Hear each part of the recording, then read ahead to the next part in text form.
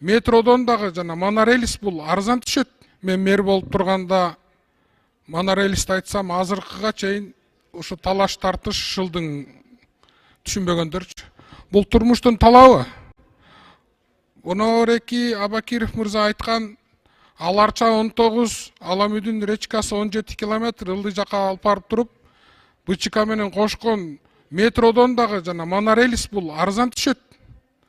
Мэрияга да айтсам, өкмөт укпай койду. Азыркы алып келип аткан автобустарыңар Бишкекте пробканы чечпейт, пробка жаратат. Бир автобустун узундугу 12 метр. Светофордон остановкага 3 автобус токтогондо 36 метрди каяка алып барасыңар? 36 метрдин артында бүт жыйылат пробка. Жа остановкаларды дагы ылдый жылдырышыңар керек. Бул маршруткаларды алып койгон менен көйгөй чечилбейт. Монорельс куруш керек. Бул метродон да арзан. Мына 1000